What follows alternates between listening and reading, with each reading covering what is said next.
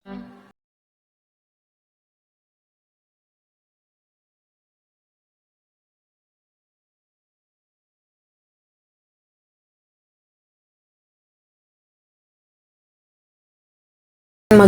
tanghali. Ayan. Dahil mayaman si Wailaw today, hindi tayo tawag dito maraming ulam. Ayan. Dahil mayaman po si Wailaw ngayon, mag-iinit na lang tayo ng mga tirang ulam. Ayan. Ito po ay kahapon na niluto. Ito po ay paypay. So ngayon lang namin kakainin.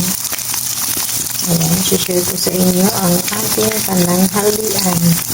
Ayan, may bisita ako ngayon, isa lang. Ayan. Ito po ay paypay. Kaya ganyan ang itsura. Ito ay aming ulam na natira, iinitin ko na lang. Ayan, dahil nga po nung ginawa namin ito, akala ko naka-play na yung video ko. Hindi pala, nakatutok lang pero hindi pala siya naka-play, o diba? Ayan. Later. Diba, ang sarap niya, no? Ano po ito? Ang giniling na karne na mayroong dahon ng sibuyas, mayroong patatas, mayroong carrots. Ayan. Tapos, nilagyan lang natin ng pepper salt at garlic. Ayan. Later. Ayan, pwede na po siyang hanguin dahil luto na. Ayan, init na siya. Lagyan natin dito.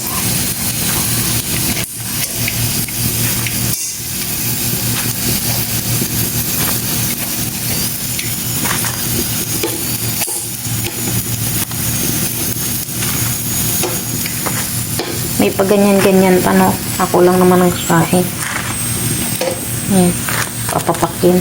Kasi kung di mo papakin yan, walang mangyayari, masisira.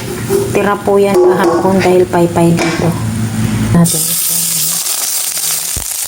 Dahil wala akong isda. Naprito lang tayo ng kabiyak. Okay.